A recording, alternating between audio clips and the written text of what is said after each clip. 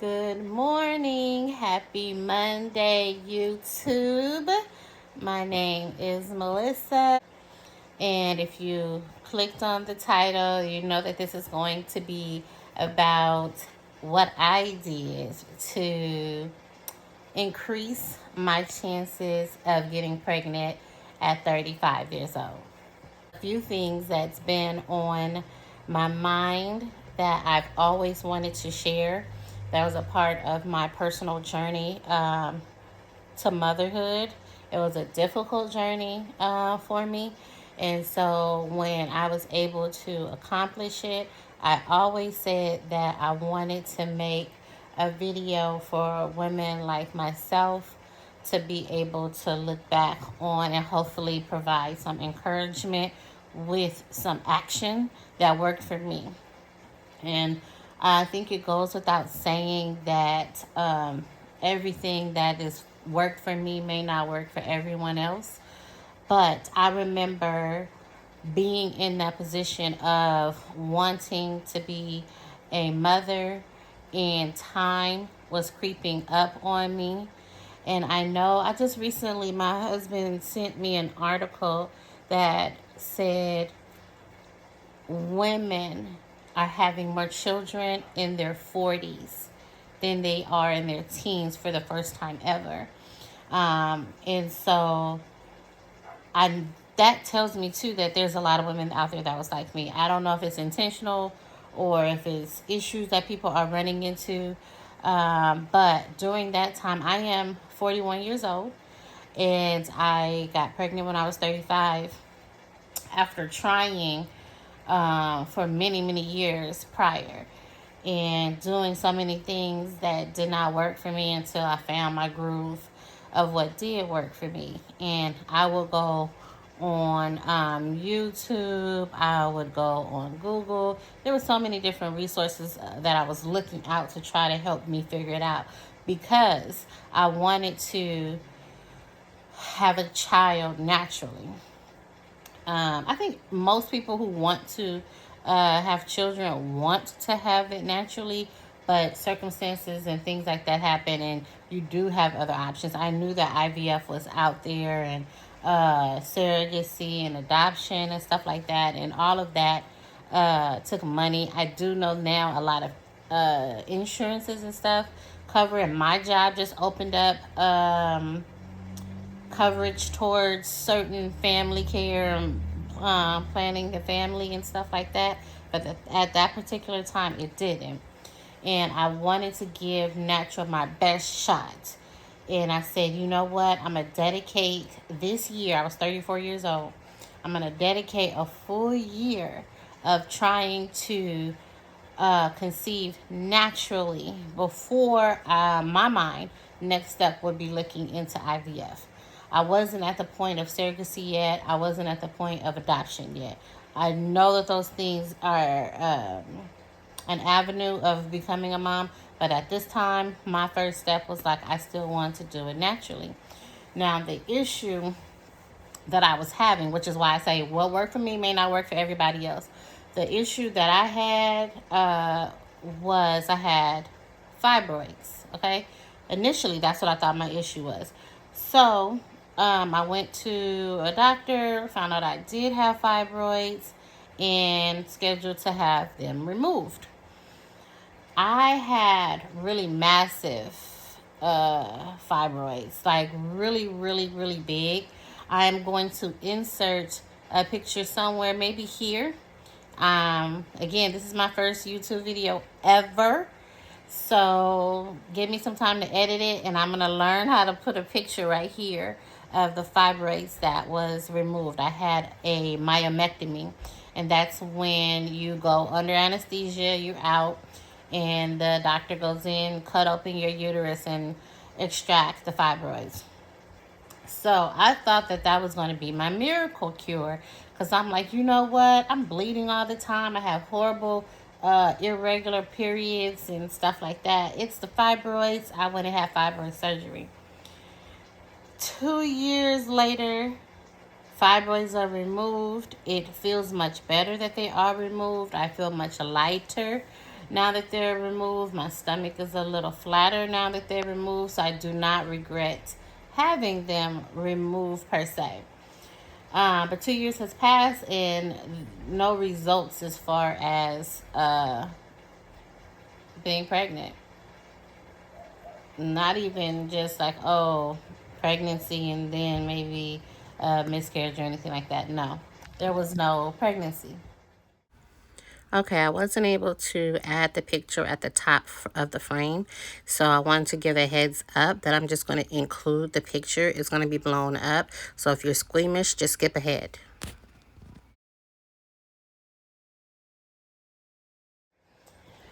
Yeah, so with no pregnancy happening, I'm like, and I was still back to heavy periods, long periods, and stuff like that.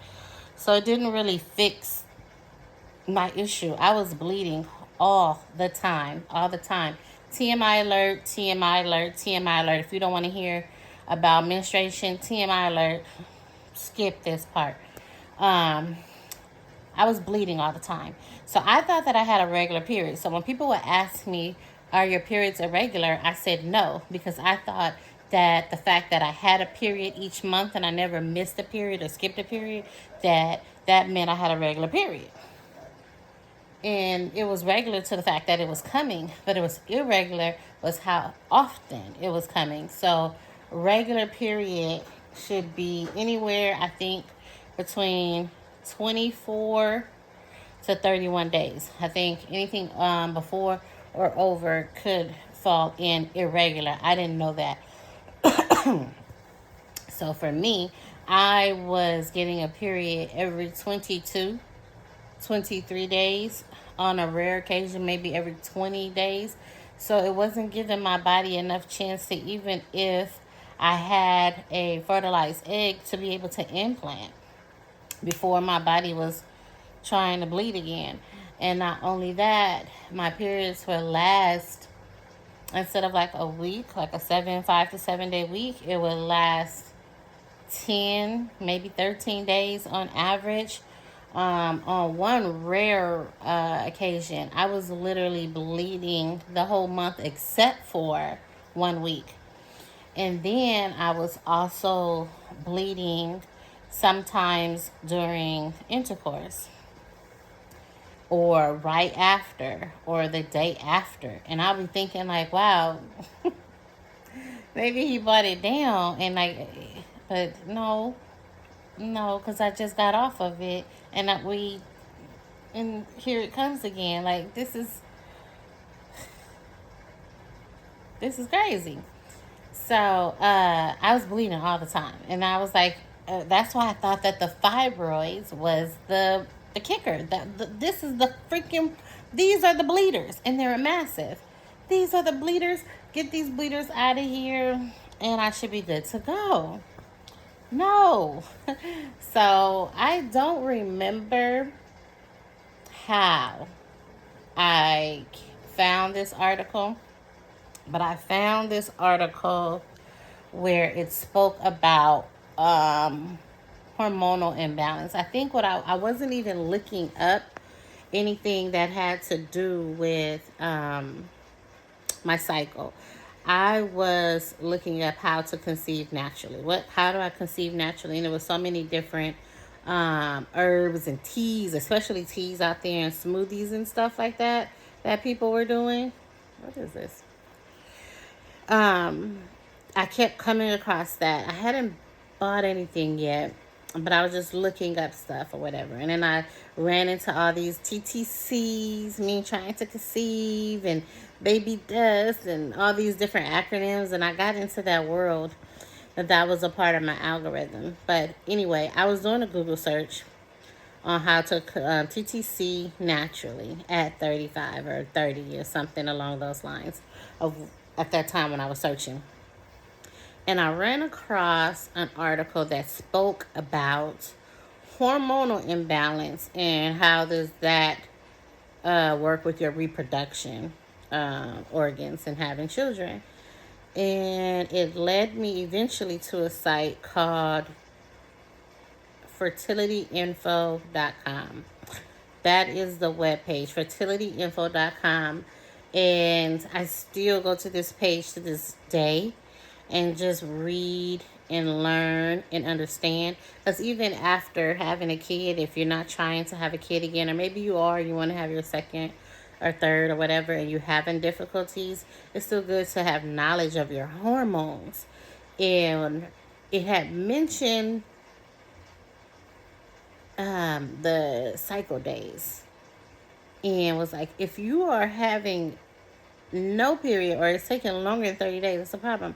But don't forget, you ladies out there who are having these short periods, that's a problem. That is irregular. And I think that's what the article that I ran across was about, was understanding what irregular periods meaning, what it means. And that was like, oh, I am irregular. That was the first thing that I had to adjust, is I'm irregular. Why am I irregular? And then that was the next thing it talked about. And they mentioned having excess estrogen and the symptoms. And I was like, this is me. This is me to the T. So now I know I have an irregular period. Now I know that this irregular type of period is due to excess estrogen. So my next question was, why do I have excess estrogen? So I started looking up foods that have a lot of estrogen in it. And I saw things like soy or something along those lines. And at that particular time, I used to eat a lot of edamame. And I'm like, oh, it says it has like a lot of soy or something like that. They're soybeans. So maybe it's because I eat a whole bunch of edamame. Like, and I literally ate edamame every single day like chips. Because I work across the street from a Trader Joe's, and they have like a bag that I used to get all the time. So I'm thinking, is that okay? It's the edamame. Let me switch that up. Let me change some things. Okay. I clearly I intake soy or some shit. It's part of my language. Sorry, I'm a mom who cuss sometimes. So I changed that. And I'm like, okay, well, let's see how that goes. And I spent all this time, I gave up edamame, and nothing changed. So I'm like, okay, let me learn about estrogen and stuff like that. And I came across an article. I don't know if this was on fertilityinfo.com or not, but I did somehow come across an article that mentioned being overweight can contribute to having what's perceived as excess estrogen. Your body assumes that it's extra estrogen when you keep putting on a lot of fat cells too soon, and your body have like an overage of it. It doesn't know what it to do, and it's freaking out. And it's like, hey, take these fats, just make it estrogen. She'll be fine. Make it estrogen, and it's not true estrogen, but your body thinks it is, so it reacts like that. And I was like, that made sense to me. I hope I just explained it how I read it, but that made sense to me. Like, what do you, and I was heavy. So I went on a diet. So that was the first thing that I did. Started to go on a diet. And then I was on Instagram. And I don't know if you guys follow Super Scent. I was following Super Scent. She got pregnant with her daughter, Leah. And she was at some function. And somebody was like, oh, that's that keto baby. And I had never heard of keto before, okay? It's like, oh, she had a keto baby. And now me being the woman looking who's trying to get pregnant, anything baby, anything, my ears is what? So they said it's a keto baby. And I'm like, what the heck is keto? So then I went to Google and I typed in keto, and I saw it was this new diet. It's not new, but it was like when keto was really starting to gain like its momentum and popularity. And I put into YouTube, I think it was, trying to conceive on keto or something along those lines, or maybe TTC, keto in the same sentence. And there was a whole bunch of people, and everybody was saying they got pregnant after keto. And what keto is a diet and you take the carbs out of your diet. High fat, low carb. Yeah. And then it puts your body in a state of ketosis, and it breaks your blood sugars down or something, or levels them or breaks them down. Whatever, you lose a whole bunch of weight. So I was like, okay, keto. Okay, let me start doing this keto diet stuff. So then I'm back on fertilityinfo.com, and supplements. Let me break down into the supplements that I was taking. So they're really big on pushing the what is it called? The fertility cleanse. It's a cleanse that they have. But I think at the time they were sold out, and it was kind of pricey, a little bit expensive. And I just didn't want to keep throwing money into possibilities. So I looked into, I think the name of it, when you have a short period, is like, it's like your luteal phase is off or something. I'm gonna look it up again. I'm gonna put a definition right here of the phase or the term that's used, and what supplements work to help give you more time, add more to your cycle.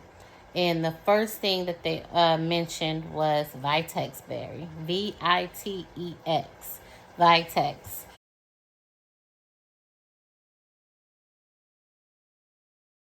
And I ordered those. They sell them on that site that I mentioned, and it's a lady who runs it, and I think everything is like organic and stuff, but it's a little pricey. So I went to Amazon and I ordered mine from Amazon. I'm going to show you a picture up here, and I'll add a link below. I use Vitex. So the Vitex is supposed to give you a longer phase, okay, and help balance your hormones. The second thing that I took was maca, Maca. Now, I do believe they sell them in pill form. I bought it in powder form.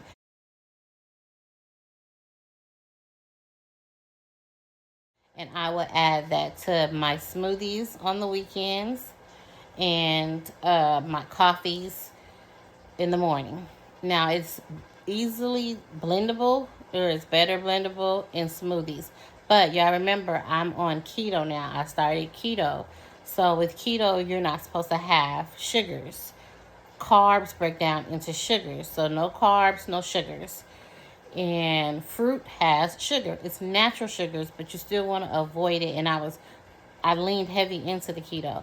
But on the weekends, I would allow myself for breakfast smoothies. So when I made the smoothies, that's what I would put my maca root powder in. When it was during the weeks, I would add it to my morning coffee. And I would have coffee in the morning, and after I got a hang of keto for like the first couple of weeks, I then transitioned doing keto while intermittent fasting. So I would start eating at noon, stop eating by 8. And that was my eating window. In the morning, I would allow myself a cup of black coffee. I would add my maca in it. And it does not blend well. It doesn't taste horrible. It just doesn't blend well. So you gotta constantly stir, or you'll see like the powder sitting at the top of your coffee. But I added it to my coffee, good to go, every day. And what that does is it helps regulate your hormones. It helps balance out your estrogen and testosterone. It many people says that it heightens. I'm trying to think of a PC way of saying like it make you horny, but it heightens your sexual arousal, and it helps with keeping you ready to go down there. Okay. Um, my review, I didn't find that it made me more excited to do it. It was, I don't know, it was fine. I didn't have that problem, so I don't know if it was a problem to be fixed. So it worked fine. And then lastly, what I got, and I ordered that from Amazon. And then lastly, what I got was Woman's Best Friend.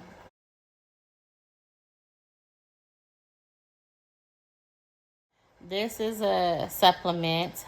They also offer it on fertilityinfo.com. They offer all kind of supplements for anything wrong with you. If you have an irregular period, go on that site, learn why you have this irregulation, and find out what they offer for it. Um, I utilize them a lot. And they have each of these supplements that I just mentioned: the Vitex, the Maca, and the Woman's Best Friend. And the Woman's Best, but I didn't order it from their site. I use their site for knowledge, and I ordered off of Amazon. I do think that their site may be better because it's not like from this mass produced company that don't really care and they just making money. This is actually from a lady. I think her name is Heather. And she has like her own farm and garden and stuff like that I'm pretty sure she mass produces it too, but she knows her ingredients and what to put in it and the best of the best. But I went to Amazon. If you're on a budget and you like, I ain't trying to break the bank on the fertility side of everything and the kid ain't even here yet, that was me. So I went to Amazon. I ordered Woman's Best Friend. It's a supplement that helps clean the uterus. So as you guys know, I have fibroids, right? So the fibroids, even though I had the surgery, they're inclined to come back. Like here it is. I'm 41 now. They're back. I can lay on my stomach and feel one of them. I can tell it's massive. But it helps clean the uterus, get out like a lot of old blood that gets stagnated in there. If you have like fibroids and cysts, it may help shrink them. There's a lot of all that goes down there to help cleanse it and tone it to get it ready and strengthened. So if you do get a fertilized egg and it implants, it got a good little firm grip. And then you got the Vitex to help with, keeping it there long enough. So those are the three supplements that I took.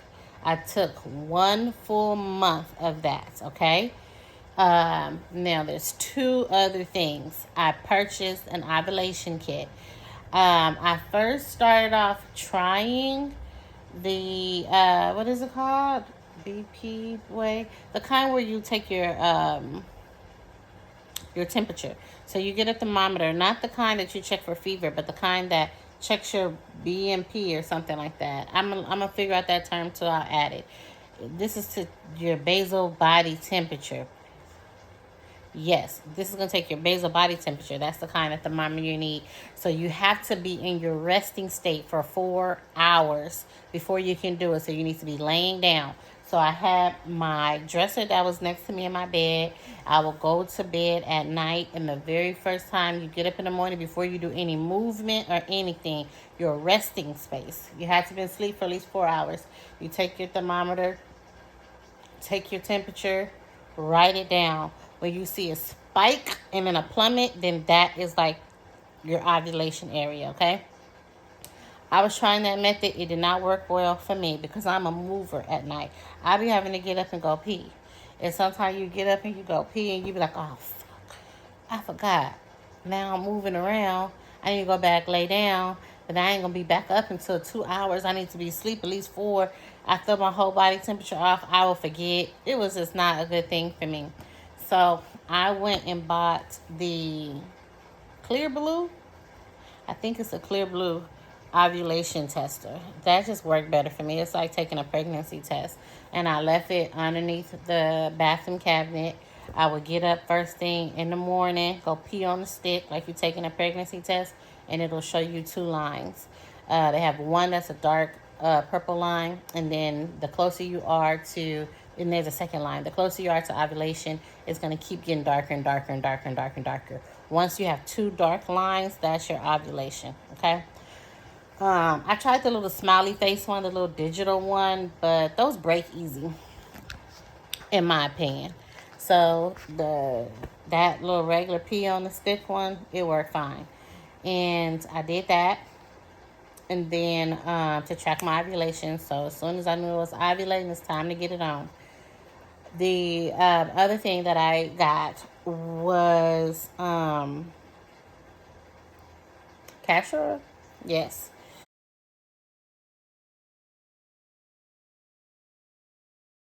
And I would do fertility massages. So here's what I would do. I'm on my couch, y'all. Excuse me. I would lay down at night after have taken my bath and relaxed my mind, unwind my day. I would lay on the floor. I would get the castor oil. I would saturate the wool cloth, wool, WOOL, the wool cloth.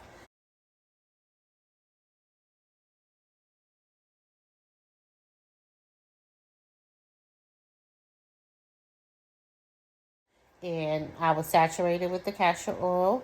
I would lay on my back. I would place the castor oil over my uterus area, and then I would take a heating blanket and I would lay it on top of me, and I would just lay on my on my back, and I would take deep breaths in through my nose, let it out through my mouth, calm my mind, calm my spirit, get into a relaxed state, and then switch my mind into a manifestation state of being the woman I wanted to be.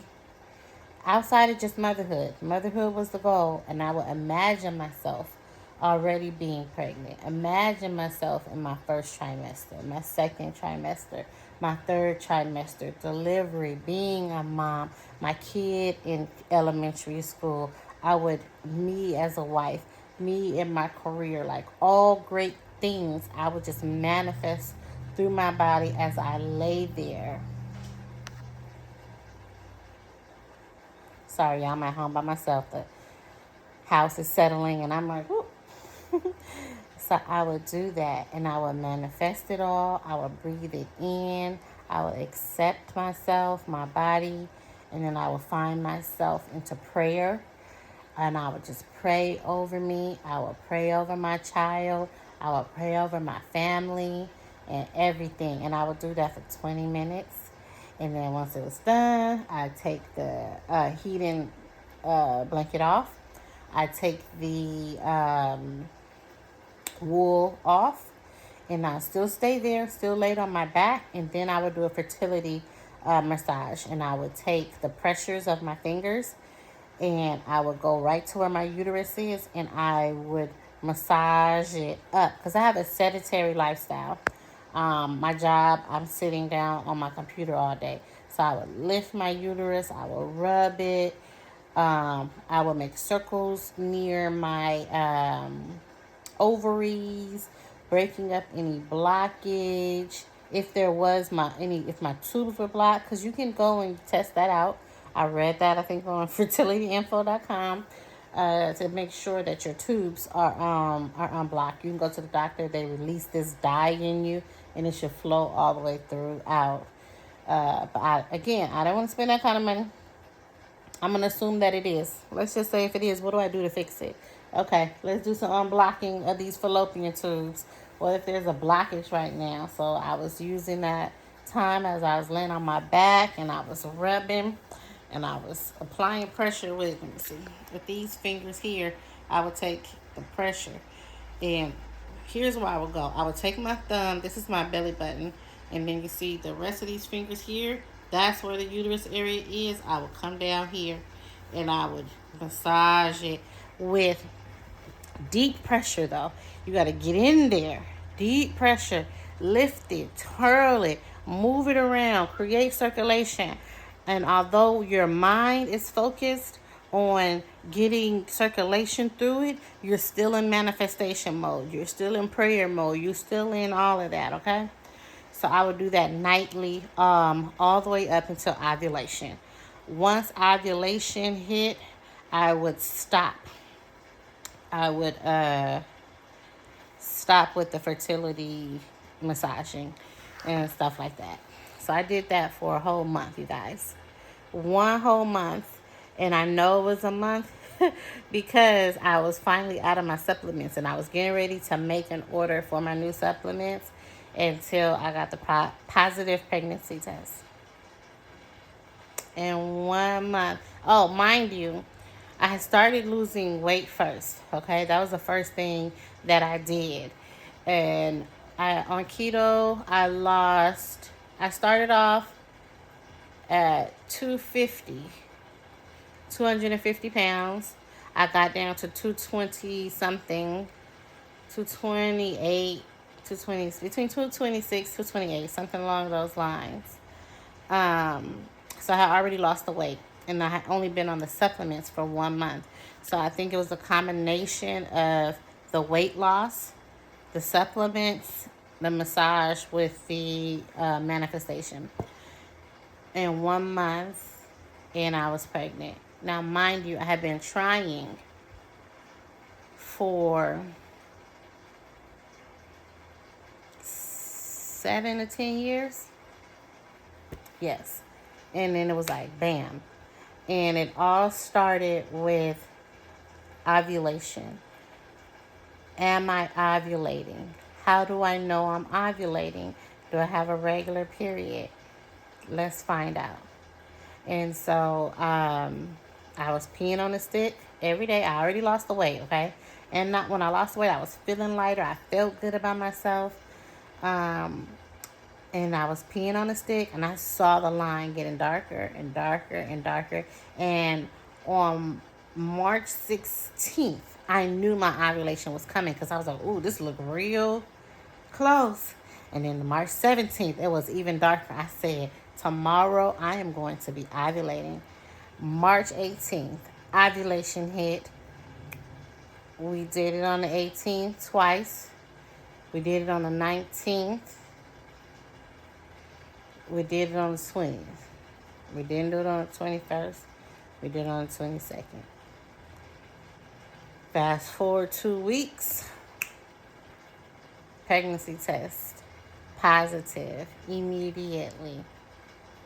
Now, with that, I stopped the woman's best friend. Because remember, that's a cleanser.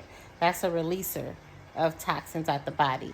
This is a new, out of the uterus specifically. This is a new foreign being that just entered the uterus with this eggs, fertilized egg. I didn't want that to continue to work its magic and try to flush it out. But remember, I was also on the Vitex. The Vitex is what helps keep you. So I read up on that. It said if you find yourself pregnant, you have to wean yourself off of it. So, take the pregnancy test. I find out that it's pregnant. I call my doctor so I can make an appointment to come in. They asked when was my last period. Okay, that's it. So then that means you're only 4 weeks and a day pregnant or something like that, which I already knew because I know exactly when I ovulated. You can't come in until, I think I was like anywhere between 6 to 8 weeks. Okay, cool. So I wait the 6 to 8 weeks. I'm still taking the Vitex. I get to the doctor's office. They check me. They do the vaginal ultrasound. There's a heartbeat. My heart almost stopped by hearing my child's heartbeat. Such an amazing experience. And we're wrapping up the consultation. We're wrapping up the doctor's visit, scheduling the next visit, and all this stuff, right? And then I mentioned, oh wait, I'm sorry, I'm also taking Vitex. I know that I have to wean myself off of it, but I'm not really sure how and when. And the doctor said, what is that? She's like, what is it? I was like, oh, it's a supplement. So she's like, oh yeah, I never heard of it. I explained it. I never heard of it. And I said, okay, that's okay. So what I end up doing myself is the first month, I just kept taking it like I normally did, which I think was 2 pills in the morning, 2 at night. I did that for the whole first month just to keep my levels high. It helps keep your what is it, HCG, HCC, whatever the hormone is for pregnancy. It keeps it high, the levels up. And then the next month, the second month, I only took it in the morning. I only took it in the morning. And then the last month, I only took it in the morning, but I only took one pill. And then by this time, I'm out of my first trimester. And then I was taking it like once every other day until I just didn't have it anymore. And I continued with the rest of my pregnancy, which was great. I didn't throw up. I didn't have many food aversions. Everything in my pregnancy was great all the way until my 20-week anatomy scan. And I found out that, unbeknownst to me, I technically kind of was going into labor. My water bag was hanging out, and I had dilated 4 centimeters. And they found that out when I was coming in for my halfway mark, my 20-week anatomy scan. I did end up going into surgery a couple of times, but that is going to be from for another video. Y'all let me know if you guys are interested in that video. That is an emotional one. Because I was like, oh no, why me? I worked so hard and here we go. Yes, so that was a roller coaster. And I definitely am going to do a video for that, because that's when I needed the most help, the most encouragement. It was, I'm going to let you know what it was like to get a cerclage twice. I had to. Went in that, how much it cost, what it was like, trying to get it out when it didn't want to come out. I'm going to give y'all the real tea, because I was looking for videos for women like me, women who look like me, and everything like that to help me along this journey, and I didn't see much. I saw a lot of educational videos on what is a cerclage, what is this about, this and this is that. No. I need to talk to a person who had it done. I need to see a person who's had it done. I need to feel the connection, the human connection. Sis, help me. I don't want to lose my child, because they have already offered to terminate her. That's where we was like, listen, I'm going to make a cerclage video. That is going to be my next video. This literally was an impromptu video that I have been wanting to get done for many, many years. My daughter is 5 years old now. That's how long it's been. But I was saving it, hoping for perfection of a video. I wanted to come to you guys with my makeup done, my hair done, better lighting, maybe a better background. And here it is. I am literally at home on my couch in the living room on a Monday, because life was life and I had my kid. I went through my postpartum. I went through COVID with the kid, working from home with the baby, finally in school. She had stuff that we had to deal with. I'll make a video on. It was a lot. And finally, 5 years later, I have finally gotten to the space of Melissa again, and learning me, understanding the new me, not the old me. She ain't coming back. This is the new me. And I am a wife. I'm a mother. I have a full-time working corporate job. And finally, I'm off work today. I took off today. It's Monday. I'm not doing it. And I'm laying here. I cleaned my house already. And my husband was like, enjoy your day off. Your daughter's at school. I'm at work. Don't clean up the house. You already cleaned up enough. I saw all of the laundry was done over the weekend. Enjoy your day. And I was literally laying here on the couch. I didn't have time to put no makeup on. I don't have no lashes on. My braids is getting taken down. I'm on the couch. And I said, I'm going to give the people what they need. If you are out there, you are a woman of whatever age, and you're struggling with fertility, and you have stuff going on, you are not alone. We are here together. It is a lot of ups and downs. Those 2-week waits can be horrible. and you start feeling symptoms that's there, but it's not really there, or it is there, but it's PMS, and you start to think and wonder, and listen, it's okay. It's okay. If you have any specific questions, ask me. I am a new YouTuber. So I ain't got much to do to not answer your questions, and nothing's filtered out. Ask me whatever you want, what brand I use, how much it costs. I'm gonna try to put the links below. I'm gonna try to learn to edit on the rest of this Monday. I'm gonna use my daughter's iPad. Y'all got suggestions on how to edit on an iPad or HP laptop, because I don't have no MacBook.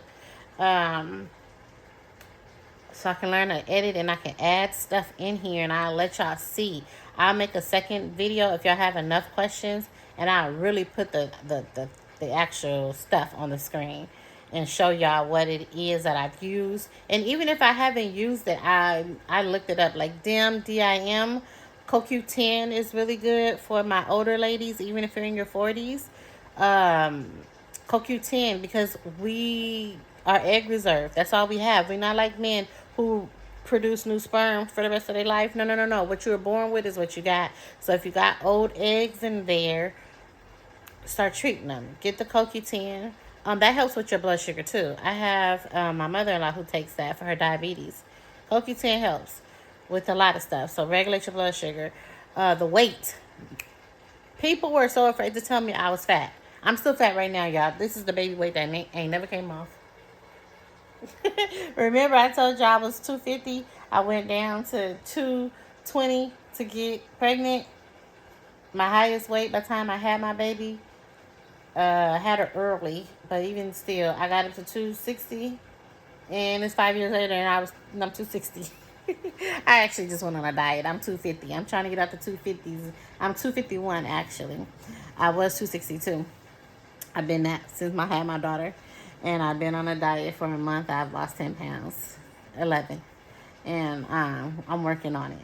But yes, ladies, if you are overweight, I ain't saying get skinny.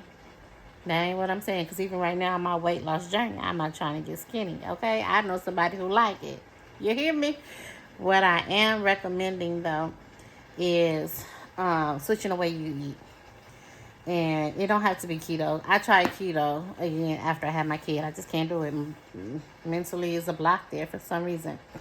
But do whatever works for you. I don't care if it's keto. I don't care if it's Atkins. I don't care if it's paleo. I don't care if it's vegan. I don't care if it's low calorie.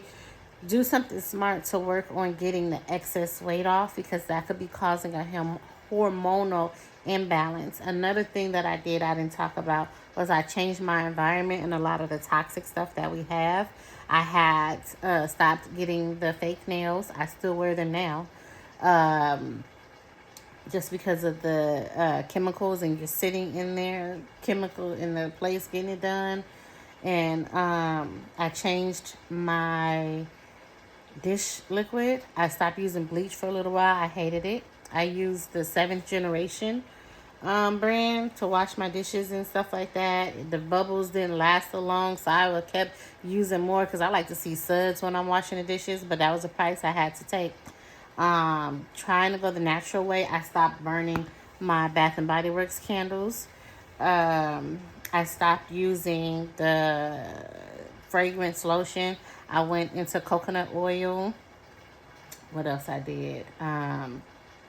Dryer sheets. I took those out. All those things that make you feel like it smells so good. I had to get rid of those chemicals, though. I really flushed my body. I flushed my body. But if you want it well bad enough, you'll do it, and you'll get comfortable with doing it. So if that's something extra that you can add on to it that helps, do that. When the pandemic came out, everybody started making candles. So there's plenty of candles that you can make that smells good with essential oils, and you don't have to use the chemically based ones. If you can. Like I said, the coconut oil and stuff like that. Pandemic came out, there's plenty of people that's making organic body butter, shea butters, and stuff like that. Cocoa butters. Use that instead. And go on fertilityinfo.com. They don't pay me. I'm only giving you the hidden gem that I stumbled across, and it has so many articles about so many different things that goes on in a woman's body. They talk about if you're struggling with trying to have your second child. They talk about struggling with fibroids and cysts. They talk about PCOS. They talk about all of it. All of it. There's so many different articles, and it's all about finding your balance, your hormonal imbalance, and just enjoying it. So, if you can, and even if you don't follow that site, start there. Start with figuring out what's going on with your body. You can do it. And I hope that you guys enjoy. Thank you for spending this extra time with me. And I hope it helps. I hope it helps somebody. And if you have any additional questions or concerns, leave it in the comments. I promise you I will respond. If it's a long, layered question, I'll just make a video about it and I'll answer you that way. Thank you. I love y'all. Baby dust for all y'all who's still trying.